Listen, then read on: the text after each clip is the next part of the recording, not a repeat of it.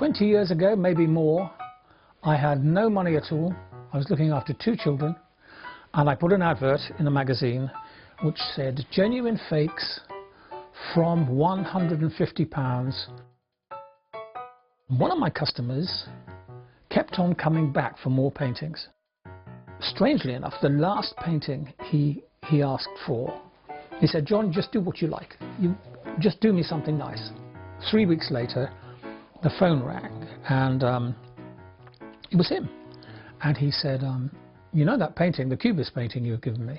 He said, "Well, I've taken it into, I think it was Christie's, and I've got a written valuation that it's worth £25,000. I can sell it for maybe 26, 27. Would you be interested in having half the money?" That's when I made my big mistake, if you like, and I said, "Yeah, I'd love it." About 7 or 8 years later, I got arrested by the police and sent to prison.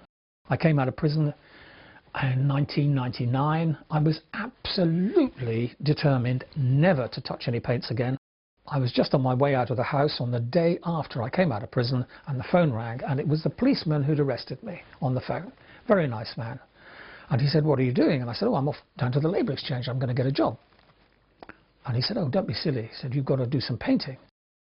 He said, "I'll give you £5,000 just for doing my family portrait." This is in 1989. Now, this is the part of it that you might find a little bit hard to believe. I did not use any authentic materials at all in my fake paintings.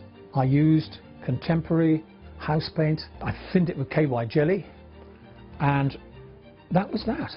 When the paintings went down to London, quite often my partner in crime would create a new framework for the painting, a new stretchers, and he would remount the painting on the stretchers.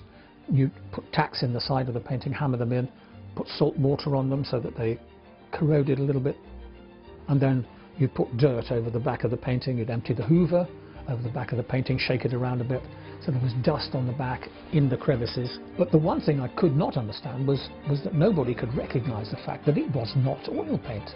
I mean, I can tell, so why can't they?